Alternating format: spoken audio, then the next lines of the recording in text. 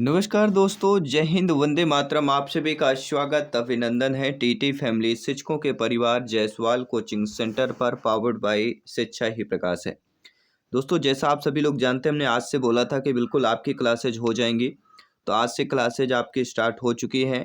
Timely आपको बना दिया गया है। 11:30 में आपको सोशल साइंस की क्लास मिल जाएगी, वीडियो मिल जाएगा। चैनल पे जाइए, विजिट कीजिए। बहुत सारे बोलते हैं लिंक नहीं आता, तो 11:30 से 12 बजे के बीच आपको जायसवाल कोचिंग सेंटर चैनल को विजिट कर लेना है। क्लास वीडियो आपको मिल जाएगी, वो भी फ्री ऑफ कॉस्ट, क्योंकि यह राष्ट्र हित में टीटी फैमिली है, शिक्षकों का परिवार, आवर टीचर्स फैमिली है। साथ ही साथ सोशल साइंस, सामाजिक विज्ञान के आज हम ऑनलाइन एग्जाम पैटर्न के अकॉर्डिंग एनसीईआरटी बेस्ड आपका प्रैक्टिस सेट करने वाले हैं। ये आपका पहला प्रैक्टिस सेट है और टोटल प्रैक्टिस सेट के माध्यम से 3000 से अधिक प्रश्न हम यहाँ पे करने वाले हैं, जो आपके पूरा कंप्लीट आपका प्रिपरेशन कर देता। सभी आपके जो हिस्ट्री है, अर्थशास्त्र है, सारे जो 4-5 पार्ट है, पूरा कंक्लूजन आपका यहाँ पे तैयार किया गया है। तो ये प्रैक्टिस सेट बहुत इंपॉर्टेंट है और आज के प्रैक्टिस सेट में हम 50 प्रश्न करने वाले हैं और आगे प्रैक्टिस सेट और क्वेश्चंस बढ़ाएंगे, जिससे जल्दी सिलेबस कंप्लीट हो सके। इसके बाद मॉडल पेपर लाएंगे पूरे 120 क्वेश्चंस का। ठीक है, तो सभी लोग तैयार हैं? एक बार सभी प्यारे मित्र कमेंट बॉक्स में जय हिंद, वंदे मातरम, शिक्षा ही प्रकाश है, अवश्य लिख दीजिएगा। तो चलिए शुरुआत करते हैं।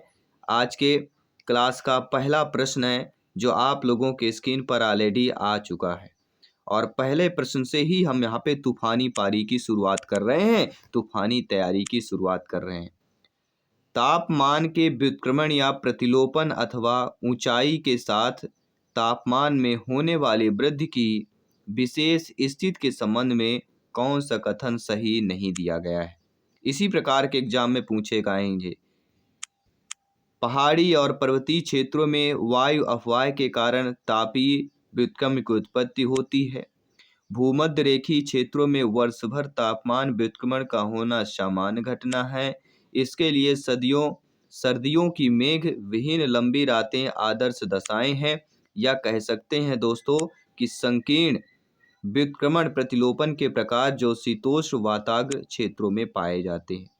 नीचे आपके ऑप्शंस दिए गए हैं, ABCD 4 ऑप्शंस दिए गए।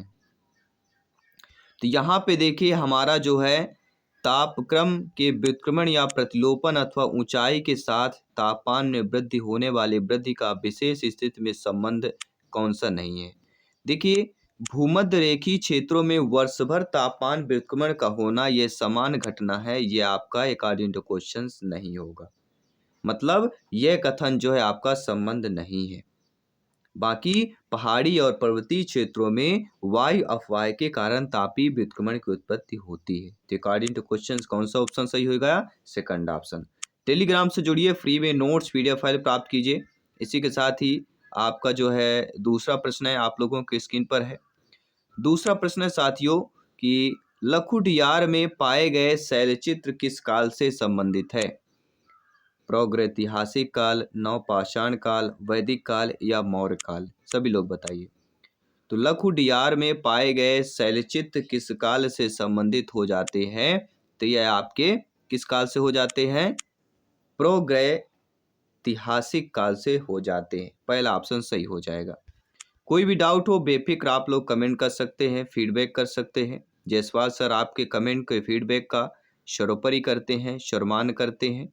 इसके साथ ही आपका अगला प्रश्न है, संविधान के किस अनुच्छेद को आपातकाल के दौरान स्थगित नहीं किया जा सकता है?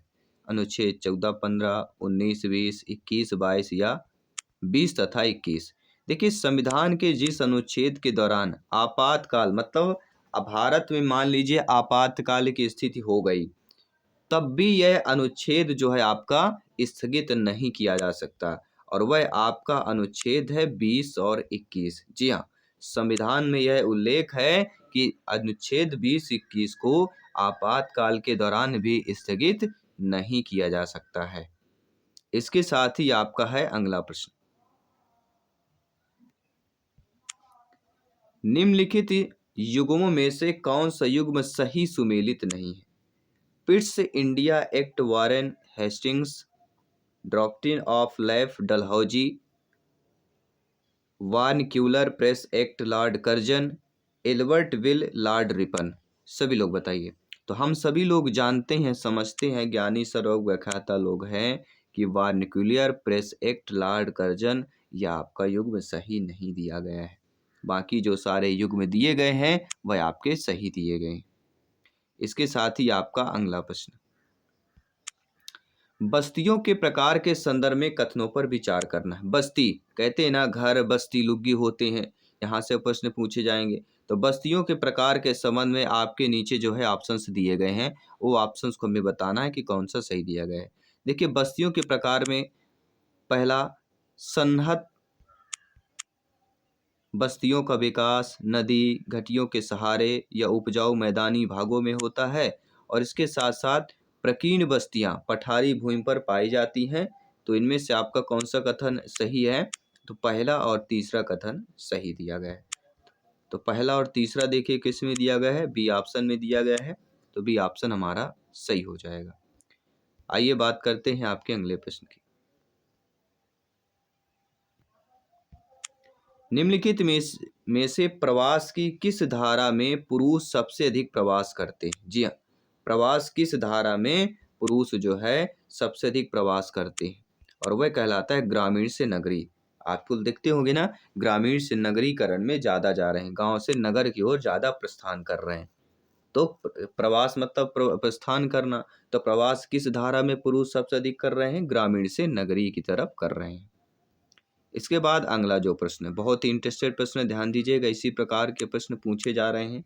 कथन दिया गया है, दोनों कथनों को पढ़ना है। आइए पढ़ते हैं। पहला कथन कह रहा है कि ग्रीनविच से पूर्व के स्थानों का समय ग्रीनविच समय से आगे होता है और पश्चिम के स्थानों का समय पीछे होता है। कारण दिया गया है कि तिथि निर्धारक रेखा 180 देशांतर पर स्थित है। तो अब कौन सा रीजन है? 4 रीजन है। 4 रीजनों में से कौन सा आपका सही दिया गया है, वह हमें अच्छे तरीके से बताना है।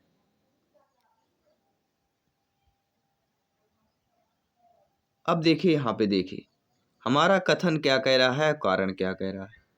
कथन कह रहा है ग्रीनविच से पूर्व के स्थानों के समय ग्रीनविच समय से आगे होता है और पश्चिम के स्थानों का समय पीछे होता है। कारण क्या दिया गया है कि तिथि निर्धारक रेखा जो है देशांतर, कितने देशांतर पर है? 180 देशांतर पर स्थित है। तो मतलब ए जो है आर की सही व्याख्या कर रहा है। ए क्या कर रहा है? आर की सही व्याख्या कर रहा है। किस कारण से पश्चिम के स्थानों का पीछे होता है? वो क्योंकि निर्धारक रेखा 180 देशांतर पर स्थित है। तो ये क्या कर रहा है? आर की सही व्याख्या बता रहा है, जबकि आर ए की सही व्याख्या। तो यहाँ पे हमारा जो पहला ऑप्शन है वह हमारा सही हो जाएगा। तो समझ कर चलेंगे तो अच्छा रहेगा, प्रत्येक प्रश्न को समझेंगे तो समझ में आएगा, तो अच्छी बातें हैं। मगध साम्राज्य पर शासन करने वाले राजवंशों को सही क्रम में व्यवस्थित करना है। मगध साम्राज्य पर शासन करने वाले जो राजवंश है उनको सही व्यवस्थित करना है। देखिए, मगध राजवंश में शासन करने वाले जो सही क्रम आपके हो जाता है, पहला था हर्यंक वंश, इसके बाद शिशुनाग वंश, इसके बाद नंद वंश, इसके बाद मौर्य वंश। तो मगध साम्राज्य पर शासन करने वाले राजवंशों का सही क्रम है हर्यंश वंश, शिशुनाग वंश, नंद वंश और मौर्य वंश। तो नोट कर लीजिएगा, आई होप। चलिए बात कर लेते हैं अगले प्रश्न की। अगला प्रश्न है, भारत के संदर्भ में नीचे दिए कथनों में से कौन सा कथन सही दिया गया है? भारत के संदर्भ में कथन यहाँ पे पूछे जा रहे हैं। भारत के संदर्भ में कथन दिया गया है कि भारत की स्थल सीमा रेखा की कुल लंबाई 15,200 किलोमीटर है। भारत की समुद्र सीमा की लंबाई 7516.6 किलोमीटर है। भारत के उत्तर पश्चिम से उत्तर पूर्वी सीमा का तक मरुस्थल है। अब नीचे आपके कूट दिया गया है। देखिए, यहाँ पे हम देखा जाए जो कथन सही है, पहला कथन सही है, दूसरा कथन सही है। मतलब भारत की स्थल सीमा रेखा की कुल लंबाई 15,200 है और भारत की समुद्री सीमा की लंबाई 7516.6 किलोमीटर। तो पहला और दूसरा देखिए किस ऑप्शन में दिया गया है। तो हम देख पा रहे हैं हमारा जो पहला ऑप्शन है वह हमारा सही हो जाएगा। ठीक है। चलिए, बहुत बहुत धन्यवाद सभी का। अब आइए बात करते हैं आपके अगले प्रश्न की तरफ चलते हैं और अगला प्रश्न आपके स्क्रीन पर है कि निम्नलिखित में से किस जनगणना दशक के लिंग अनुपात में भारत में सबसे अधिक गिरावट दर्ज हुई। देखिए, जनगणना से 4 से लेके 10 प्रश्न पूछे जा सकते हैं। ये 4 से 5 प्रश्न तो पूछे जाएंगे, चाहे 2011 के जनगणना हो चाहे पुरानी जनगणना हो। इतना ध्यान दीजिए, लेवल बहुत हाई होगा। ठीक है, तो 2011 की जनगणना आप लोगों को अवश्य पढ़ लेना है। तो निम्नलिखित में से किस जनगणना दशक के लिंग अनुपात में भारत में सबसे अधिक गिरावट दर्ज हुई है, वह है आपका 1961 से लेके 71 के बीच। इसमें लिंग अनुपात में सबसे अधिक गिरावट दर्ज हुई थी। इसके बाद है आपका अगला प्रश्न है कि भारत के सर्वोच्च न्यायालय के संदर्भ में निम्नलिखित कथनों पर विचार करना है। तो सर्वोच्च न्यायालय के संबंध में कथन दिया गया है कि सर्वोच्च न्यायालय की स्थापना 26 जनवरी 1949 को हुई। वर्तमान इमारत में सर्वोच्च न्यायालय वर्ष 1958 में स्थानांतरित किया गया। इनमें से कौन सा कथन असत्य दिया गया है? असत्य बताना है हमें, सत्य नहीं बताना, असत्य बनाना है कौन सा कथन दिया गया है। तो सर्वोच्च न्यायालय की स्थापना 26 जनवरी 1949 को हुई, यह कथन हमारा सत्य दिया गया है। बाकी वर्तमान इमारत में सर्वोच्च न्यायालय वर्ष 1958 में स्थानांतरित किया गया था।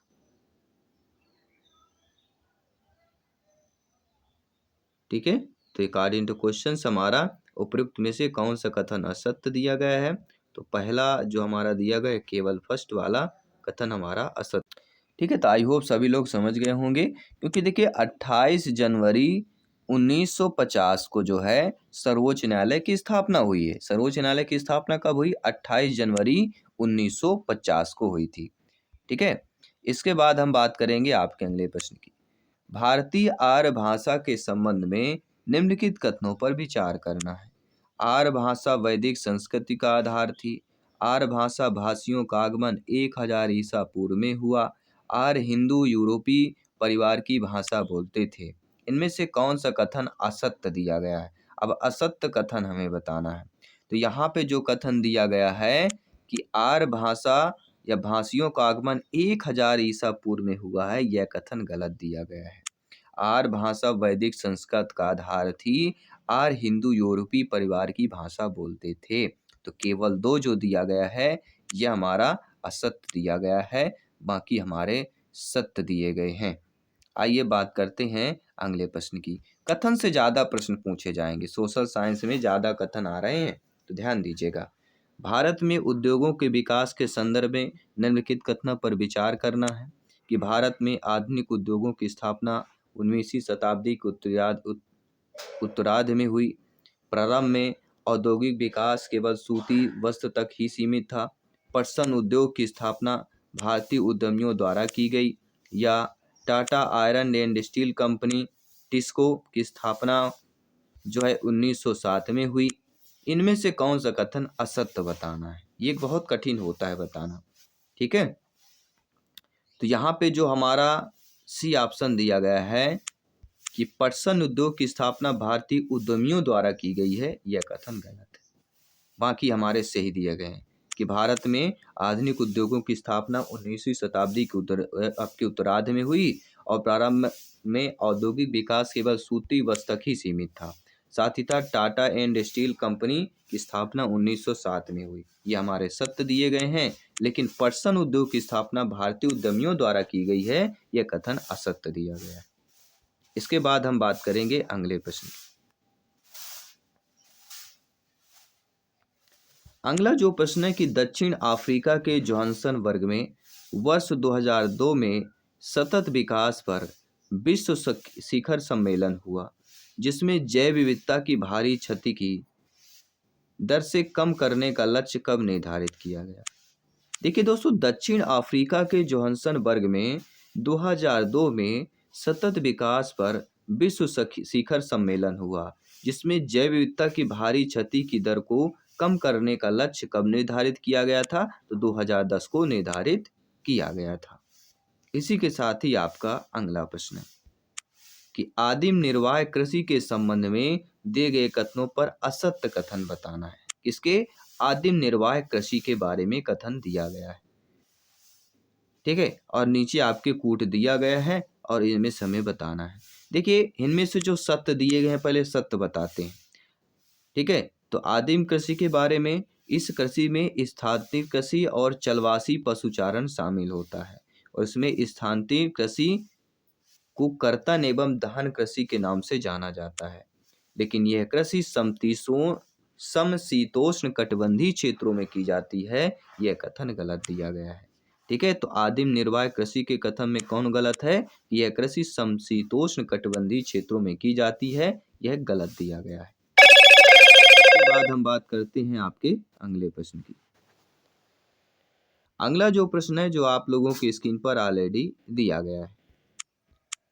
अगला प्रश्न है कि सुलेमान श्रेणियों से उद्गमित होने वाली सिंधु की सहायक नदी कौन सी है? तो यहाँ पे 4 ऑप्शंस दिए गए हैं। सिंधु की सहायक नदी बताना है। तो सिंध की सहायक नदी होती है खुर्रम, गोमल और बिबोबा।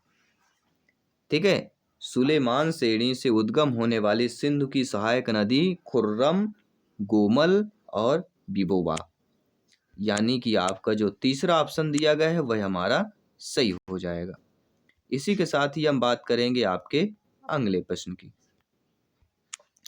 मानव विकास मापन के संदर्भ में दिए गए कथनों पर विचार करना है कि मानव विकास सूचकांक में 3 मुख्य आयाम क्रम से स्वास्थ्य, शिक्षा, संसाधनों तक पहुंच को शामिल किया जा सकता है, या कह सकते हैं मानव विकास सूचकांक का मान 0 से 100 के बीच के स्कोर पर आधारित होता है, या इस सूचकांक में प्रत्येक आयाम का भार 1/3 होता है।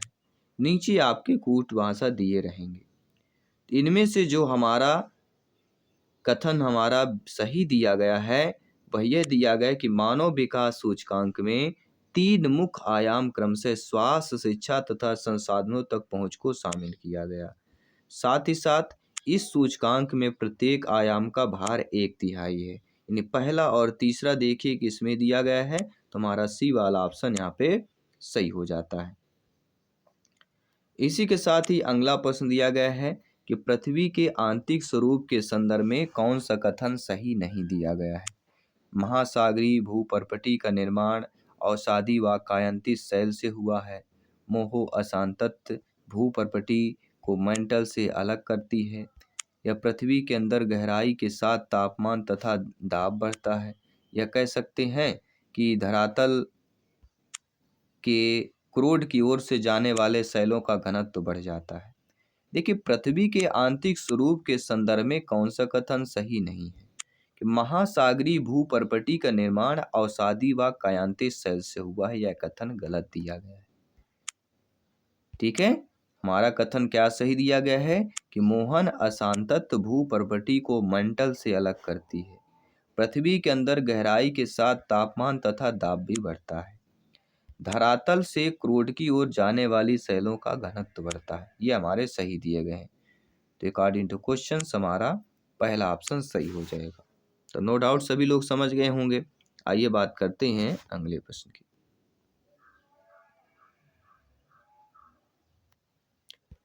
अगला प्रश्न है कि भारत में 200 सेंटीमीटर से अधिक वर्षा वाले प्रमुख स्थान इनमें से कौन से दिए गए हैं? 200 सेंटीमीटर से अधिक वर्षा वाले, और नीचे ऑप्शन से दिए गए हैं। देखिए दोस्तों, 200 सेंटीमीटर से अधिक वर्षा वाले जो क्षेत्र हैं, अंडमान निकोबार द्वीप समूह, पश्चिमी घाट, पूर्वोत्तर हिमालयी क्षेत्र और मेघालय की पहाड़ियाँ, उत्तरी सरकार तट को छोड़ के कौन कौन सी 200 सेंटीमीटर से अधिक वर्षा वाले प्रमुख जो स्थान हैं? अंडमान निकोबार द्वीप समूह, पश्चिमी घाट, पूर्वोत्तर हिमालय, मेघालय की पहाड़ियाँ। तो 1 2 4 5 तो देखिएगा सी ऑप्शन में आपका ऑलरेडी दिया गया है, तो सी ऑप्शन हमारा सही हो जाएगा। अगला, किसी उच्च न्यायालय के स्थायी न्यायाधीश के संदर्भ में निम्न में से कौन सा कथन सही नहीं दिया गया? देखिए, यहाँ पे उच्च न्यायालय के स्थायी न्यायाधीश के बारे में कथन पूछा जा रहा है। तो उच्च न्यायालय के स्थायी न्यायाधीश के बारे में कथन क्या सही है, पहले वो बात कर लेते हैं। तो यह किसी दूसरे उच्च न्यायालय में वकालत कर सकता है, इसके साथ साथ यह उच्च न्यायालय में वकालत कर सकता है, लेकिन उस न्यायालय में वकालत वह उस न्यायालय में वकालत कर सकता है। यह कथन गलत दिया गया, क्योंकि किसी उच्च न्यायालय के स्थायी न्यायाधीश में कौन सा कथन सही नहीं दिया गया है कि वह उस न्यायालय में वकालत जो है कर सकता है। यह कथन आपका गलत दिया गया। वह किसी दूसरे उच्च न्यायालय में वकालत कर सकता है, वह उच्च न्यायालय में वकालत कर सकता है, लेकिन वह उस न्यायालय, यहाँ पे क्या देना चाहिए, उसकी जगह उच्च देना चाहिए, इसलिए कथन गलत हो जाता है। ठीक है, तो हमें समझना है शब्द थोड़ा सा। उसके जगह दिया होता कि वह उच्च न्यायालय में वकालत कर सकता है, क्योंकि न्यायाधीश यहाँ पे कौन सा है भैया, उच्च न्यायालय का न्यायाधीश है, तो वह उच्च न्यायालय में वकालत करेगा, ना कि उस न्यायालय में। उसका मतलब क्या होता है, कुछ नहीं होता। किसका, हम किसी को भी कह सकते हैं। ठीक है, इसलिए आपका नेगेटिव हो जाएगा, बाकी आप लोग समझ सकते हैं। इसके बाद है अगला प्रश्न, पर्यावरण में जीवों के बीच होने वाली अंतःक्रिया के संबंध में कौन सा युग्म सही सुमेलित दिया गया है। तो पर्यावरण में के जीवों के बीच में होने वाली अंतःक्रिया की बात करेंगे। नीचे आपके कूट भाषा दिया गया है, तो इसके बारे में देखिए। आप सभी जानते हैं कि परजीविता एक जीव को लाभ तथा दूसरे को हानि होती है। सहजीविता में एक जीव को लाभ दूसरा प्रभावित होता है, और सहोपकारिता में दोनों जीवों को लाभ होता है। तो तीनों हमारे सही दिए गए हैं। परजीविता में क्या होता है, एक जीव को लाभ दूसरे को हानि। सहयोजिता में एक जीव को लाभ दूसरा को कुछ नहीं मिलता है। ठीक है, और सहोपकारिता में दोनों जीवों को लाभ मिलता है। तो तीनों कथन हमारे सही दिए गए हैं, इसलिए हम डी ऑप्शन को यहाँ पे हम चयन कर लेंगे। इसके साथ ही अगला प्रश्न, अगला प्रश्न हमारा यहाँ पे दिया गया है, जो कि बहुत ही इंटरेस्टेड प्रश्न दिया गया है, और आप सभी लोग इंटरेस्ट ले रहे हैं कि शेर शाह के समकालीन किस राजपूत शासक ने पश्चिमी तथा उत्तरी राजपूताना पर अपना आधिपत्य स्थापित कर लिया था। तो शेर शाह के समकालीन जो है आपके राजा मालदेव राजपूत जो है शासक ने पश्चिमी तथा उत्तरी राजपूताना पर अपना आधिपत्य स्थापित कर लिया था। तो राजा मालदेव, ध्यान दीजिएगा। इसके बाद है आपका अगला प्रश्न कि लोकसभा अध्यक्ष स्पीकर अपने निर्णायक मत का प्रयोग कर सकते हैं। तो लोकसभा अध्यक्ष स्पीकर अपने निर्णायक मत का कब उपयोग कर सकते हैं, जब किसी विषय पर पक्ष और विपक्ष के समान मत होंगे। मान लीजिए पक्ष और विपक्ष दो पार्टियां हैं, दोनों पक्ष के समान मत है, तब वहां पे लोकसभा अध्यक्ष स्पीकर तय करता है कि किसको जिताना है, किसकी पार्टी लाना है। ठीक है, इसके बाद हम बात करेंगे अगले प्रश्न की। फिरोज शाह बहमन के संबंध में निम्नलिखित कथनों पर विचार करना है। फिरोज शाह बहमन के संबंध में कथन दिया गया है। देखिए, फिरोज शाह बहमन के कथन में नीचे आपका कूट दिया गया है। तो फिरोज शाह बहमन के कथन में जो हमारा सही दिया गया है, फिरोज शाह बहमन इसका शासनकाल 1997 से 1422 के बीच था। उसे कुरान की टीकाओं और इस्लामी कानून का अच्छा ज्ञान था। साथ ही साथ इसे वह आंसू कविता किया करता था। तीनों कथन सही दिए गए हैं, तो हम यहाँ पे सी वाला जो कथन दिया गया है 1 2 3 हम सही कर लेंगे। कोई भी डाउट हो देख ले, बेफिक्र आप लोग कमेंट कर सकते हैं, फीडबैक कर सकते हैं। इसके बाद है निम्नलिखित में से कौन सा कथन सही दिया गया है। देखिए, हम कथन की विचार करें, 4 कथन एग्जाम में दिए रहेंगे। जो कथन हमारा यहाँ पे सही होगा, अगर ये पूछा जाएगा तो आपसे अवश्य बन जाएगा कि संविधान में समय समय पर संशोधन करना आवश्यक होता है। क्यों आवश्यक होता है, क्योंकि परिस्थितियां बदलने पर संविधान में उचित संशोधन करना आवश्यक होता है। किस पर, परिस्थितियां बदलने पर। इसलिए पहला ऑप्शन हमारा सही हो जाएगा। इसी के साथ ही हम ध्यान देंगे अगले प्रश्न की तरफ। अगला जो प्रश्न है कि जैन तथा बौद्ध धर्म में निम्नलिखित में से किसको मान्यता प्रदान की गई। तो जैन और बौद्ध धर्म में ब्याज पर धन लगाना, यह मान्यता दोनों पर प्रदान की गई है कि ब्याज पर आप लोग धन लगा सकते हैं। दोनों धर्मों में यह मान्यता प्रदान की गई है। इसके साथ साथ अगला प्रश्न है कि भारत में सेवा क्षेत्र के संदर्भ में कौन सा कथन असत्य दिया गया है। देखिए, सेवा क्षेत्र में देखा जाए, नीचे आपके 4 ऑप्शन दिए गए हैं। तो सेवा क्षेत्र में जो हमारा कथन असत्य हो जाता है कि इसमें उन सेवाओं की संख्या अधिक है जिसमें अत्यंत कुशल और शिक्षित श्रमिकों को रोजगार मिलता है। तो ये हमारा गलत है। भारत के सेवा क्षेत्र में यही कथन असत्य दिया गया है। सत्य यह है कि उनमें सेवाओं की संख्या सीमित है जिसमें अधिक कुशल और शिक्षित श्रमिकों को रोजगार मिलता है। इनमें बहुत अधिक संख्या में लोग छोटी दुकानों की मरम्मत, कारों, परिवहन जैसी सेवाओं में लगे हुए हैं और इसका सकल घरेलू उत्पाद में सर्वाधिक योगदान है। तो ये बाकी सही दिए गए हैं और पहला कथन हमारा असत्य दिया गया है। इसी के साथ ही हम बात करते हैं दोस्तों आपके अगले प्रश्न की। अगला प्रश्न है कि भारतीय रुपये की परिवर्तनी कब बनाया गया। तो भारतीय रुपये की परिवर्तनी कब बनाया गया है? तो चालू खाते में वर्ष 1994 में। भारतीय रुपये की परिवर्तनी कब बनाया गया? चालू खाते वर्ष 1994 में बनाया गया था। अगला प्रश्न है कि भारत में किन राज्यों के युग में जनगणना 2011 के अनुसार ग्रामीण जनसंख्या का प्रतिशत सबसे अधिक है? तो सबसे अधिक बिहार और सिक्किम। पर जनसंख्या प्रतिशत के अधिक से देखा जाए तो बिहार और सिक्किम की बात करते हैं। इसके साथ ही आपका अगला प्रश्न है। अगला प्रश्न आपके स्क्रीन पर ऑलरेडी आ गया है और ये पूछा जा रहा है कि 1414 ईस्वी में एक स्थानीय शासक ने दिल्ली पर अधिकार कर लिया। उसने स्वयं को सुल्तान घोषित कर दिया। उसने किस वंश की स्थापना की? तो सैयद वंश की स्थापना की। पहला ऑप्शन सही हो जाए। आइए बात कर लेते हैं आपके अगले प्रश्न की। अगला प्रश्न आप लोगों की स्क्रीन पर ऑलरेडी आ चुका है। प्रश्न पूछा गया है, कथनों पर विचार करना है। उत्तर अमेरिका महाद्वीप में आने वाले प्रवासी लोगों में सबसे पहले पश्चिमी यूरोप के स्पेन, पुर्तगाल, फ्रांस, नीदरलैंड और ब्रिटिश द्वीप से आए थे। उत्तर अमेरिका महाद्वीप के उत्तरी भाग में जनसंख्या विरल किंतु दक्षिण पश्चिमी भाग में सघन पाई जाती है। इनमें से कौन सा कथन सही नहीं है? नीचे आपके कूटनीतिक भाषा दिया गया है। देखिए, इसमें जो कथन सही है कि उत्तर अमेरिका महाद्वीप में आने वाले प्रवासी लोगों में सबसे पहले पश्चिमी यूरोप के स्पेन, पुर्तगाल, फ्रांस, नीदरलैंड और ब्रिटिश द्वीप समूह से आए थे और सेकंड ऑप्शन आपका असत्य दिया गया है। इसलिए दूसरा वाला हमारा सही हो जाएगा कि केवल 2। सेकंड ऑप्शन सही हो जाएगा। लगभग इसी प्रकार के एग्जाम में पूछे जाएंगे।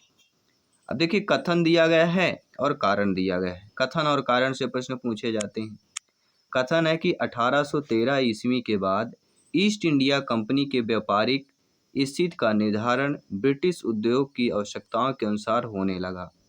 कारण यह है कि इसका मुख्य उद्देश्य भारत को ब्रिटिश कारखानों के माल उपभोक्ता तथा कच्चे माल का निर्यातक बनाना था। नीचे अब ऑप्शन दिए गए हैं कि ए आर दोनों सही है या आर ए की व्याख्या कर रहा है, बी आर ए की कर रहा है। देखिए, ए आर दोनों सही है और आर क्या कर रहा है? ए की सही व्याख्या कर रहा है। ए क्या है कि 1813 ईस्वी के बाद ईस्ट इंडिया कंपनी के व्यापारिक नीति का निर्धारण ब्रिटिश उद्योग की आवश्यकता के अनुसार होने लगा। और कारण रीजन यह है दोस्तों, क्यों होने लगा? क्योंकि हम सभी लोग जानते हैं कि इसका मुख्य उद्देश्य भारत को ब्रिटिश कारखानों के माल का उपभोक्ता तथा कच्चे माल का निर्यातक बनाना था। ठीक है, तो यहाँ पे जो पहला ऑप्शन दिया गया है वह हमारा सही हो जाएगा। तो नो डाउट सभी लोग समझ गए होंगे। इसके बाद हम बात करेंगे आपके अगले प्रश्न की। दोस्तों, मंदिर के संबंध में नीचे दिए गए कथन दिए गए हैं। मंदिर के संबंध में कथन दिया गया है और नीचे आपके कूटनीतिज्ञ दिए गए हैं। ठीक है, इनमें से कौन सा कथन असत्य दिया गया है मंदिर के संबंध में? देखिए, मंदिर के संबंध में कथन है कि मंदिरों को पूजा गृह 3 प्रकार के होते हैं। यह सही है। बाकी जो दिया गया है कि 5वीं सदी तक आते आते भू प्रशासन में मंदिर की भूमिका काफ़ी महत्वपूर्ण हो गई। मंदिर के गर्भगृह के गौण अधिष्ठाता देवताओं की मूर्ति को स्थापित किया जाता था। तो पहला और तीसरा जो कथन दिया गया है, यानी जो पहला ऑप्शन दिया गया है, यह कथन असत्य दिए गए हैं। बाकी कथन एक ही सत्य दिया गया है कि मंदिर के पूजा गृह 3 प्रकार के होते हैं और आप सभी लोग जानते हैं लगभग। अगला निम्नलिखित कथनों पर विचार करना। कथन दिए गए हैं। कथन से ज़्यादा प्रश्न आते हैं, जान लीजिए 30 से 40 प्रश्न कथन से रिलेटेड प्रश्न होते हैं।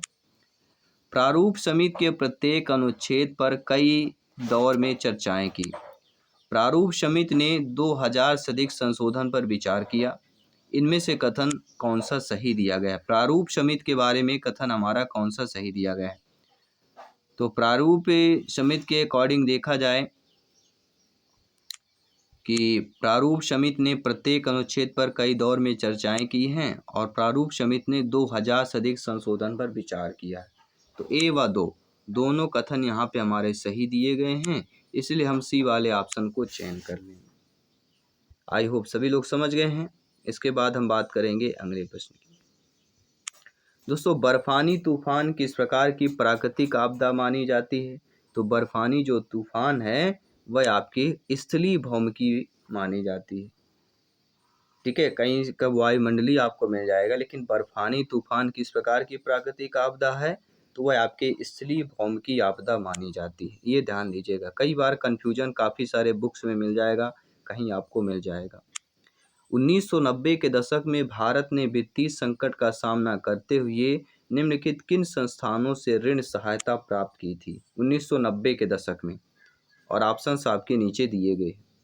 देखिए, 1990 के दशक में देखा जाए तो जो ऋण सहायता विश्व बैंक और अंतर्राष्ट्रीय मुद्रा कोष, 1990 के दशक में भारत ने वित्तीय संकट का सामना करने हेतु जो है विश्व बैंक और अंतर्राष्ट्रीय मुद्रा कोष की संस्था से ऋण प्राप्त किया।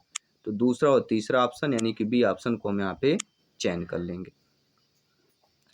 इसके साथ ही आपका जो अगला प्रश्न है कि ऑस्ट्रेलिया में पाए जाने वाले विचित्र पक्षी के युग्म समूहों को कौन सा युग्म सही दिया गया है? कहाँ पे पाए जाते हैं? ऑस्ट्रेलिया पे पाए जाते हैं। तो इसमें जो हमारा सही दिया गया है, बड़े आकार का पक्षी एमू, लॉफिंग लैकास आपके कोकाबर्रा, संसार का सुंदर पक्षी लायर बर्डकूट। तो जो डी ऑप्शन दिया गया है 1 2 3 वाला ऑप्शन सही हो जाएगा, तीनों युग्म सही दिए गए हैं।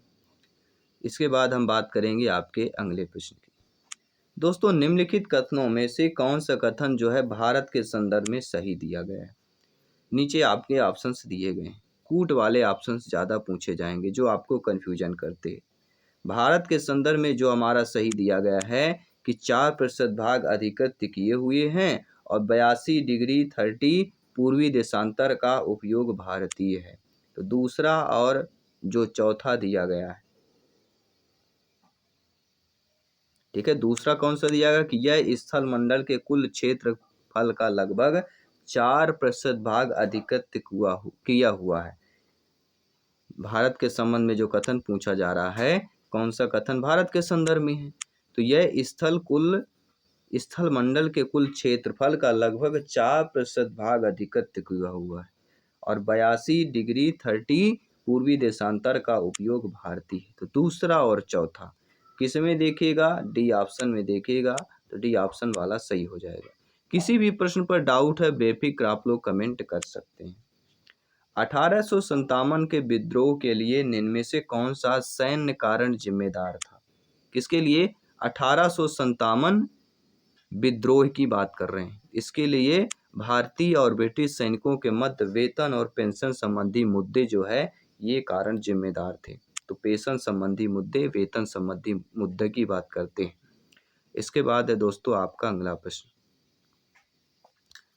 अगला प्रश्न है ऋग्वैदिक पारिवारिक संरचना के संबंध में निम्नलिखित कथनों पर विचार करना है।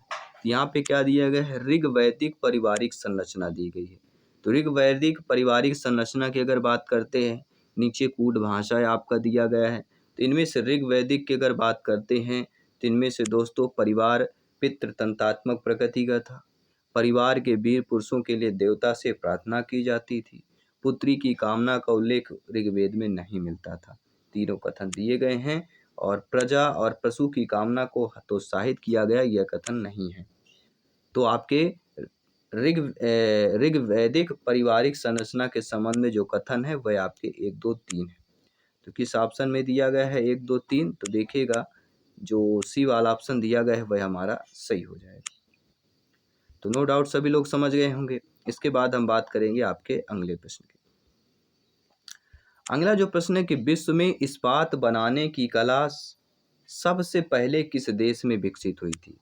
तो विश्व में जो है इस्पात बनाने की कला सबसे पहले भारत में विकसित हुई थी।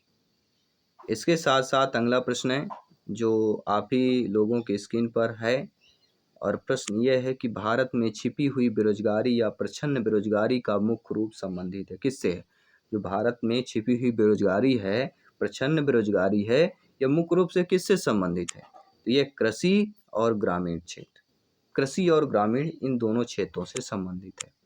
यानी जो डी ऑप्शन दिया गया फर्स्ट और सेकंड वाला ऑप्शन हमारा सही हो जाएगा। नो डाउट सभी लोग समझ गए। अगला निम्नलिखित कथनों पर विचार करना है।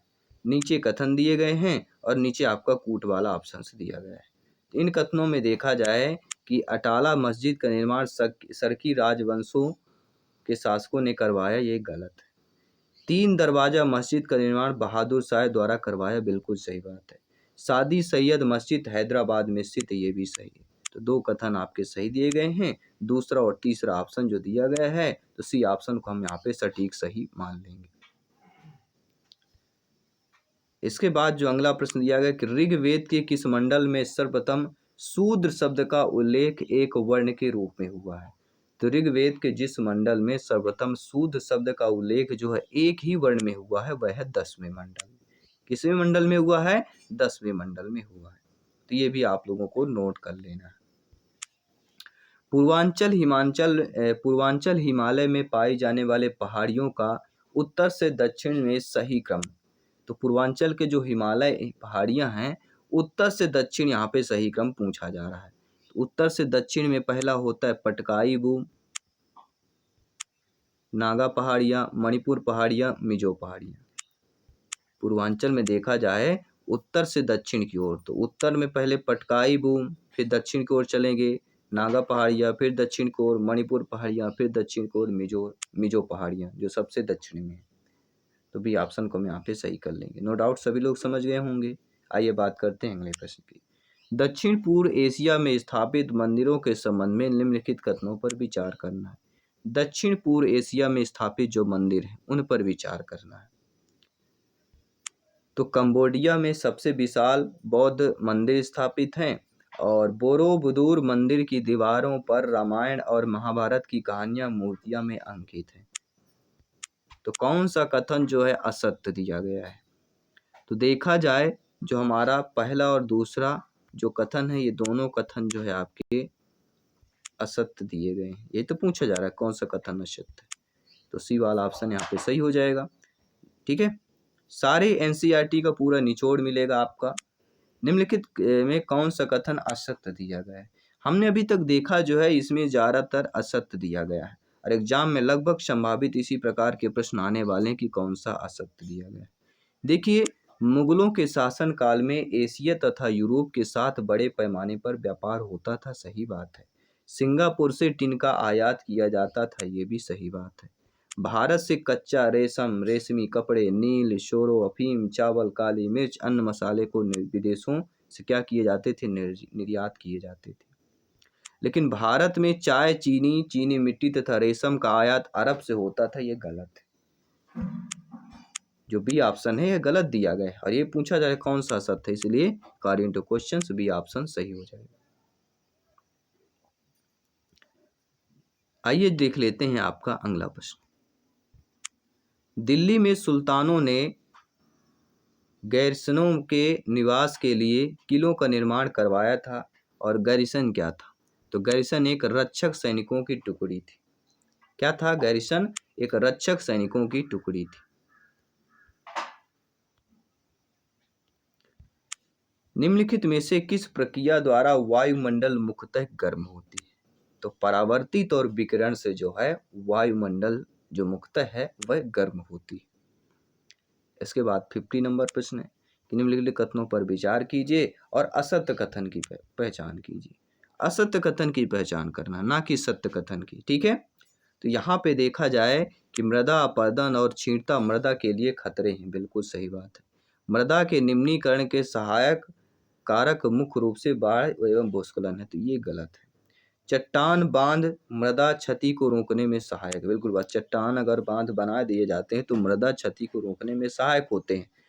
ठीक है, तो कौन कौन सा हमारा कथन सही दिया गया है, तो पहला और तीसरा सही दिया गया है, दूसरा असत्य दिया गया है।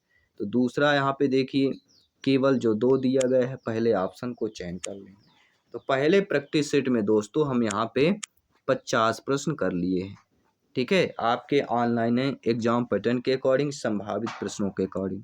तो आई होप सभी लोग समझ गए होंगे, संपूर्ण सिलेबस का निचोड़ है। यहाँ पे 3000 MCQs प्रश्न हम करने जा रहे हैं, जो आपके 120 क्वेश्चंस को कंप्लीट करेंगे। साथ ही साथ आपको पता है सोशल साइंस में पेडागॉजी के भी प्रश्न पूछे जाएंगे, तो 15 से 20 नंबर पेडागॉजी के प्रश्न हो सकते हैं जो आपके सिलेबस में दिया गया है, तो वो भी हम कंप्लीट करने की बात करेंगे। तो बाकी 7 PM में बाल विकास की क्लास होगी, तो ज़रूर ज्वाइन कीजिएगा। सभी मित्रों को जय हिंद, वंदे मातरम, धन्यवाद सभी का।